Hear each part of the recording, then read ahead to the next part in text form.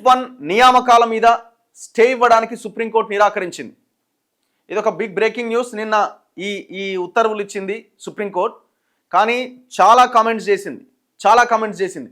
High court తుది ఉత్తర్వులకు లోబడి నియామకాలు ఉంటాయని అభ్యర్థులకు చెప్పాలి అని కూడా సూచించింది. హైకోర్టు ఇంకా మొత్తం ఎంక్వైరీని కంప్లీట్ చేయలేదు.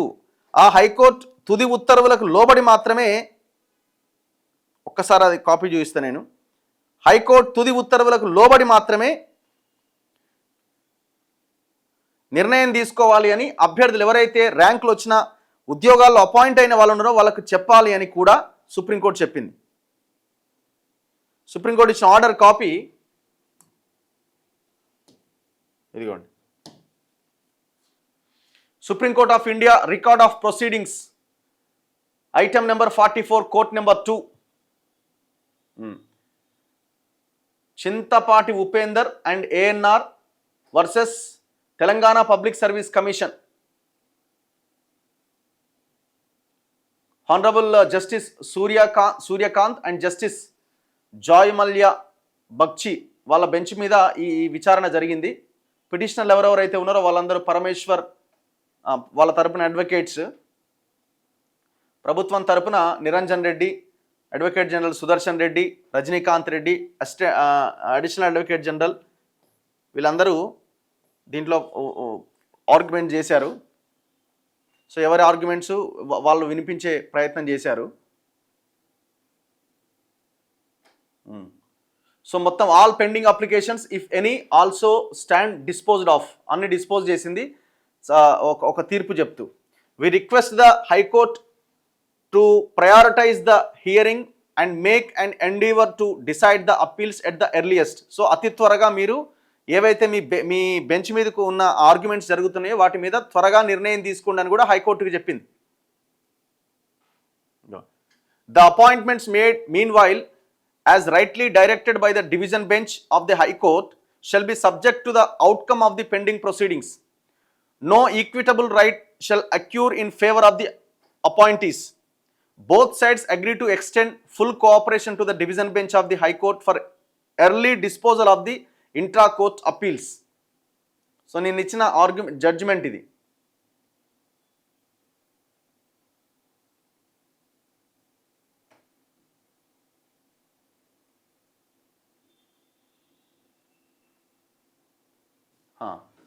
ఒక్కసారి చూడండి,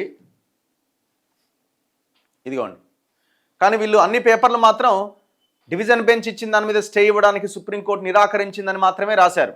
కానీ విషయం చాలా ఉంది ఇందులో. తెలంగాణలో గ్రూప్ 1 నియామకాలపైన స్టే ఇవ్వడానికి సుప్రీంకోర్టు నిరాకరించింది. అయితే ఇక్కడే ఉంది, అయితే నియామకాలకు సంబంధించి హైకోర్టు డివిజన్ బెంచ్ ఇచ్చే తుది ఉత్తర్వులకు లోబడే ఉంటాయన్న విషయాన్ని అభ్యర్థులకు స్పష్టంగా చెప్పాలని తెలంగాణ పబ్లిక్ సర్వీస్ కమిషన్కి నిర్దేశించింది. అంటే రేపొద్దున ఇందులో ఏమైనా అవకతవకలు జరిగినట్టుగా కనుక తేలితే మీ ఉద్యోగాలు పోతాయని కూడా ఒక రకంగా చెప్తున్నది. అంతే కదా, మరి దాని ఉద్దేశం అంతకుమించి ఏముంటుంది? ఈ నెల 15వ తేదీన హైకోర్టులో జరిగే విచారణకు ఇరుపక్షాలు పూర్తిగా సహకరించాలి అని స్పష్టం చేసింది. 15th రోజున దీని మీద ఎంక్వైరీ ఉన్నది, మళ్ళీ విచారణ ఉన్నది హైకోర్టులో. గ్రూప్ 1 పరీక్షలకు సంబంధించిన జవాబు పత్రాలను పునర్మూల్యాంకనం చేయాలని, లేదంటే మళ్ళీ తాజాగా పరీక్షలు నిర్వహించాలని ఆదేశిస్తూ Telangana high court single bench September 9వ తేదీన జారీ చేసిన ఉత్తర్వులను సస్పెండ్ చేస్తూ డివిజన్ బెంచ్ గత నెల 24వ తేదీన ఉత్తర్వులు ఇచ్చింది. ఇది మనందరికీ తెలిసిందే కదా. ఫస్ట్ సింగిల్ బెంచ్ ఎవరైతే పిటిషన్ వేశారో వాళ్ళకి అనుకూలంగా తీర్పిచ్చింది. మళ్ళీ గవర్నమెంట్తో పాటు కొంతమంది ర్యాంకులు వచ్చిన వాళ్ళు డివిజన్ బెంచ్కి వెళ్తే డివిజన్ బెంచ్ సింగిల్ బెంచ్ ఇచ్చిన జడ్జిమెంట్ని సస్పెండ్ చేసింది. సో మళ్ళీ ఇప్పుడు సుప్రీంకోర్టుకి వెళ్ళి జరిగిన వ్యవహారం ఇది సుప్రీంకోర్టులో. దీనిపైన చింతలపాటి ఉపేందర్, రాములు కోడెం అనే ఇద్దరు అభ్యర్థులు సుప్రీంకోర్టులో దాఖలు చేసిన పిటిషన్ పైన విచారించిన జస్టిస్ సూర్యకాంత్, జస్టిస్ జోయ్ మాల్యా బాగ్చీలతో కూడిన ధర్మాసనం మంగళవారం ఈ మేరకు ఉత్తర్వులు జారీ చేస్తూ కేసు విచారణ ముగించింది. హైకోర్టు ఏకసభ్య ధర్మాసనం తీర్పును సవాల్ చేస్తూ పబ్లిక్ సర్వీస్ కమిషన్ దాఖలు చేసిన అప్పీల్ ఈ నెల 15వ తేదీన హైకోర్టు డివిజన్ బెంచ్ ముందు తుది విచారణకు రాబోతున్న నేపథ్యంలో తాము ఈ కేసులో స్టే ఇవ్వలేమని జస్టిస్ సూర్యకాంత్ స్పష్టం చేశారు. పిటిషన్ల తరపున సీనియర్ న్యాయవాది పిఎస్ పట్వాలియా వాదన వినిపిస్తూ హైకోర్టు డివిజన్ బెంచ్ ఇందులోని అప్పీళ్లను ఈ నెల 15వ తేదీకి వాయిదా వేస్తూ ఏకసభ్య ధర్మాసనం ఇచ్చిన తీర్పు పైన సస్పెన్షన్ విధించిన మరుసటి రోజే మొత్తం ఫలితాలు ప్రకటించారు. ఆ రోజే ముఖ్యమంత్రి రేవంత్ రెడ్డి, నియామక పత్రాలు జారీ చేస్తున్నట్టుగా చెప్పారు. వెంటనే దసరా సెలవులు వచ్చాయి. సింగిల్ జడ్జి తీర్పును ఎందుకు సస్పెండ్ చేశామన్నది డివిజన్ బెంచ్ చెప్పలేదు అని పేర్కొన్నారు. జస్టిస్ సూర్యకాంత్ స్పందిస్తూ, ఇది ఎవరు అభ్యర్థి తరపున ఆయన వాదన వినిపించారు. దానికి జస్టిస్ సూర్యకాంత్ స్పందిస్తూ, జడ్జి మధ్యంతర ఉత్తర్వులు ఇచ్చేటప్పుడు ఏం కారణాలు చెప్పగలుగుతారని ప్రశ్నించారు. మరో వారంలో కేసు హైకోర్టులో విచారణకు వస్తున్నది. ఒకవేళ నియామకాలు చట్టవిరుద్ధమైతే సర్వీస్ కమిషన్ ఆ మేరకు చర్యలు తీసుకోవాల్సి ఉంటుంది అని అభిప్రాయపడ్డారు. అంటే విచారణ ఇంకా అయిపోలేదు. సుప్రీంకోర్టు ఎందుకు మొత్తం అన్ని పిటిషన్లు డిస్పోజ్ చేసింది? ఆల్రెడీ హైకోర్టులో ఈ విచారణ జరుగుతున్నది. సేమ్ మొన్న ఈ బీసీ రిజర్వేషన్ల మీద హైకోర్టులో కేసు 8వ తేదీకి వాయిదా పడ్డప్పుడు ఎట్లాగైతే సుప్రీంకోర్టుకి వెళ్తే సుప్రీంకోర్టు మీరు అక్కడ వాయిదా పడ్డది, ఆడ ఎంక్వైరీ విచారణ జరుగుతున్నప్పుడు మా దగ్గరికి ఎందుకు వచ్చారని చెప్పిందో, ఈ కేసులో కూడా యాజ్ ఇట్ ఈజ్ అదే చెప్పింది. చెప్పడంతో పాటు కొన్ని కామెంట్స్ చేసింది.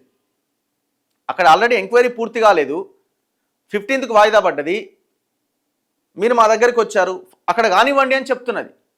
ఒకవేళ జడ్జిమెంట్ మళ్ళీ ఏదో ఒకటి 15వ తేదీన ఏదైనా జడ్జిమెంట్ హైకోర్టు ఇచ్చి పిటిషన్ వేసిన వాళ్ళకి వ్యతిరేకంగా ఉంటే మళ్ళీ వాళ్ళు సుప్రీంకోర్టుకి వెళ్ళొచ్చు. సో ఇది ఇంకా అయిపోలేదు అనే అభిప్రాయం అయితే వ్యక్తమవుతున్నది. అయితే ఏమంటున్నది, ఒకవేళ నియామకాలు కనుక చట్టవిరుద్ధమైతే సర్వీస్ కమిషన్ ఆ మేరకు చర్యలు తీసుకోవాల్సి ఉంటుందని అభిప్రాయపడ్డారు. న్యాయవాది స్పందిస్తూ, నియామక పత్రాలు జారీ చేసిన వారికి పోస్టింగ్స్ అయినా ఇవ్వకుండా నిలువరించాలి అని కోరిండ్రట. ఎవరు? ఈ ఉద్యోగాలు ఎవరైతే రాలేదని పిటిషన్ వేశారో వాళ్ళ తరపున ఫస్ట్ మీరు అపాయింట్మెంట్స్ లెటర్స్ ఇవ్వకుండా ఆపండి అని కూడా అడిగిరట. అప్పుడు జడ్జి ఏమంటుండు, జస్టిస్ సూర్యకాంత్ ఆ వాదనలతో ఏకీభవించలేదట. ఒకవేళ పోస్టింగ్స్ ఇచ్చినా మీ హక్కులు ఎలా దెబ్బతింటాయి? మీరు సెలక్షన్ లిస్ట్లో లేరు కదా, అందువల్ల ఒకవేళ వారి నియామకాలను కోర్టు తప్పుబట్టినా మీరు ఆ స్థానంలోకి రాలేరు కదా అని ప్రశ్నించారు. ఇప్పుడు వాళ్ళకి ఎందుకు ఇస్తున్నారు? ఇవ్వడం ఆపండి అని అన్నారు. మరి ఎందుకు ఆపాలి? మీరు ఎట్లాగో సెలెక్ట్ కాలేదు, మీకు వాళ్ళకి ఇవ్వకపోతే అది మీకు ఇస్తారా? మీకు కూడా ఇవ్వరు కదా అని చెప్పిందట. మీరు సెలక్షన్ లిస్టులో లేరు, అందువల్ల ఒకవేళ వారి నియామకాలను కోర్టు తప్పుబట్టినా మీరు ఆ స్థానంలోకి రాలేరు కదా అని ప్రశ్నించారు. దీంతో న్యాయవాది తదుపరి ఉత్తర్వులు జారీ చేసేంత వరకు ఈ రోజు ఉన్న పరిస్థితిని యథాతథ స్థితిగా కొనసాగించమని మాత్రమే కోరుతున్నామని పేర్కొన్నారు. ఆ వాదనలతో కూడా సూర్యకాంత్ ఏకీభవించలే. దానివల్ల ఎవరికీ ఉపయోగం ఉండదు. రేపు వాళ్ళ అప్పీళ్లను గనక హైకోర్టు అనుమతిస్తే అభ్యర్థుల నియామకానికి ఆమోదముద్ర పడుతుంది.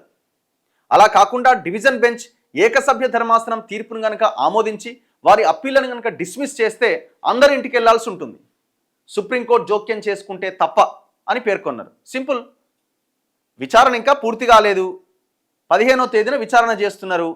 ఏం చేస్తుందో చూద్దాము.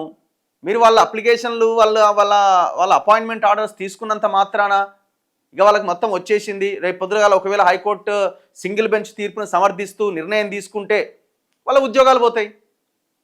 మీకు ఏమి ఇబ్బంది అవుతుంది? ఒకవేళ కనుక సింగిల్ బెంచ్ ఇచ్చిన తీర్పు కరెక్టే అని కనుక కోర్టు భావిస్తే వాళ్ళ ఉద్యోగాలు వాళ్ళు చేసుకుంటారు. మళ్ళీ మీరు ఒకవేళ మా దగ్గరికి సుప్రీంకోర్టు దగ్గరికి వస్తే మళ్ళీ అప్పుడు సుప్రీంకోర్టు ఒకవేళ జోక్యం చేసుకుంటే మళ్ళీ ఈక్వేషన్ మారుతుంది. సో కోర్టు చాలా క్లియర్గా ఉన్నది. న్యాయవాది పట్వాలియా వాదన కొనసాగిస్తూ, రాష్ట్ర అత్యున్నత సర్వీసులకు సంబంధించిన పరీక్షా పేపర్ల పరిశీలన చాలా లోపభూయిష్టంగా జరిగిందన్నారు. జడ్జి సూర్యకాంత్ స్పందిస్తూ, ఎంపిక ప్రక్రియ మొదలు పెట్టడానికి ఈ తరహా మెటీరియల్ సరిపోతుందా అన్నదానిపైన కూడా మేము వ్యాఖ్యానించలేము.